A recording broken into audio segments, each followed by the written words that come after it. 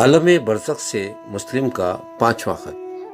بابر، السلام علیکم۔ بابر ذہن میں ماضی کے گمگشتہ یادوں کے اوراق ایک ایک کر کے پلٹنے شروع ہو گئے۔ جیسا کہ میں تم کو بتا چکا ہوں، میرا بچپن ٹوٹے ہوئے دل اور بہتے ہوئے اشکوں میں گزرا، اور اب میں اس احسان کی غلامی میں جکڑا ہوا تھا جو مجھے 2 وقت کی روٹی اور چھت کی صورت میں میسر تھی۔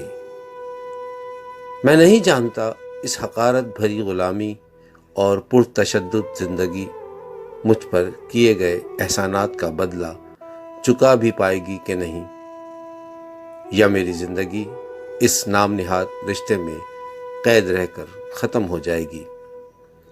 میں کون تھا؟ ان سوالوں کے جواب کسی کے پاس نہ تھے، اور نہ ہی میں مرتے دم تک یہ جان سکا۔ اب اس کا فیصلہ روز محشر ہی ہوگا، جب عدالت برپا ہوگی ادنا تر انصاف کے ساتھ۔ حقدار کو اس کا حق ملے گا پورے انصاف کے ساتھ۔ مگر میری اس پرآشوب زندگی میں کچھ لوگ ایسے بھی تھے جو مجھ سے خاموش محبت کرتے تھے۔ ان میں سے ایک میرے چھوٹے ابا تھے۔ چھوٹے ابا کی باروب شخصیت کا کمال یہ تھا کہ ان کی موجودگی میں میرے اوپر جسمانی تشدد تو دور کی بات، گھر کے کسی فرد کو مجھے ڈانٹنے تک کی ہمت نہیں ہوتی تھی۔ یوں اتوار کا دن میرے لیے راحت کا دن ہوتا۔ گو کہ دنوں کے نام سے تو میں ناواقف تھا، لیکن دہلیز کے کنارے رکھے چھوٹے ابا کے جوتے کو میں پہچانتا تھا، اور جس صبح مجھے یہ جوتے رکھے نظر آ جاتے میری خوشی کا کوئی ٹھکانہ نہ ہوتا، اور یہی دن اتوار کا اور میری راحت کا دن ثابت ہوتا۔ چھوٹے ابا کے پاس ایک بائیسیکل تھی جس کا نام ہرکولس تھا۔ وہ دفتر اسی سے آیا جایا کرتے تھے، اور شام کو دفتر سے گھر واپس آتے تو سائیکل کو کندھے پر رکھ کر تیسری منزل تک لاتے، اور اسی طرح صبح جاتے وقت نیچے لے جاتے۔ میں اکثر ان کی سائیکل صاف بھی کرتا تھا، گو کہ انہوں نے مجھ سے اس کام کے لیے کبھی نہیں کہا تھا۔ اس زمانے میں سواری کا ہونا بڑی بات ہوا کرتی تھی۔ دفتر سے شام کو جب وہ گھر آتے تو میں بھاگ کر ان کے جوتے اتارنے کی کوشش کرتا۔ کبھی وہ اجازت دے دیتے، کبھی منع کر دیتے۔ میں کیونکہ اس بہانے ان کے نزدیک آ کر بیٹھ جانا چاہتا تھا، جو مجھے اچھا لگتا تھا۔ انہوں نے کبھی مجھ سے کوئی خدمت نہیں لی تھی۔ وہ اکثر میری جیب میں 1-2 پیسے خاموشی سے ڈال دیتے تھے۔ میں جب کسی کام سے باہر جاتا تو اپنی پسند کی چیز خرید کر کھا لیتا اور بہت خوش ہوتا۔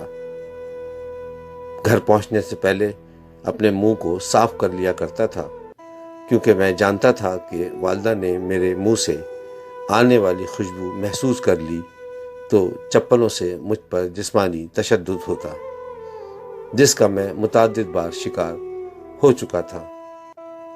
کبھی بچ جاتا، کبھی پکڑا جاتا۔ چھوٹے ابا ابھی تک میرے اوپر ہونے والے جسمانی تشدد سے لا علم تھے۔ بابر، میرے دل میں اکثر خیال آتا کہ میں ان سے اپنے اوپر ڈھائے جانے والے ظلم و ستم کا اظہار کر دوں۔ پھر میں اس خوف اور ڈر سے خاموش ہو جاتا کہ اگر والدہ کو اس بات کا علم ہو گیا تو یہ ظلم مجھ پر مزید نہ بڑھ جائے، اور ابھی جو مجھے چھوٹے ابا کی قربت اور چند میٹھے بول میسر ہیں، کہیں میں ان سے بھی محروم نہ ہو جاؤں۔ چھوٹے ابا جب بھی مجھے دیکھتے تو ان کا ایک مخصوص جملہ تھا جو میرے بچپن سے لے کر میری زندگی کے آخری ایام تک مجھے دیکھ کر ہمیشہ کہا کرتے: ابے بدماش، کیا ہو رہا ہے؟ اور میں مسکرانے لگتا۔ یہ ان کا مجھ سے محبت کا ایک منفرد انداز تھا۔ آج صبح ہی سے خلاف معمول گھر میں چہل پہل تھی۔ مہمانوں کی آمد و رفت کے باعث گہما گہمی بھی نظر آ رہی تھی۔ سب لوگ بہت خوش نظر آ رہے تھے، اور ان کے چہروں پر خوشی صاف دیکھی جا سکتی تھی۔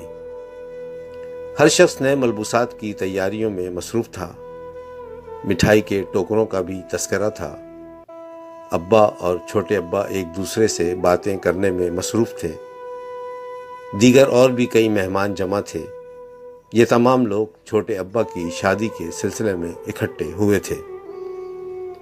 چھوٹے ابا بتا رہے تھے کہ اگلے ہفتے وہ سندھ کے شہر ٹھٹا روانہ ہو جائیں گے، جہاں ان کی شادی کی تقریب منعقد ہونی تھی، اور ایک ہفتہ قیام کے بعد وہ اپنی دلہن کو لے کر شاہانی بلڈنگ واپس آ جائیں گے۔ میں دل ہی دل میں بہت خوش تھا، اور اس گہما گہمی میں گھر والوں کی توجہ بھی میری طرف کم تھی۔ میں اپنی مخصوص جگہ بیٹھا سب کچھ دیکھ رہا تھا اور بہت خوش تھا۔ وقت گزرتا گیا اور خوشی کا وہ دن بھی آ گیا جب چھوٹے ابا اپنی دلہن کو لے کر شاہانی بلڈنگ پہنچے تو میری تمام بہنوں اور بھائی نے چھوٹی امی کا والہانہ استقبال کیا۔ یوں میں بھی ان کو چھوٹی امی کہنے لگا۔ اب وہ ہمارے درمیاں ہیں، جن کا تذکرہ میں تم سے اگلے خط میں کروں گا۔ والسلام مسلم۔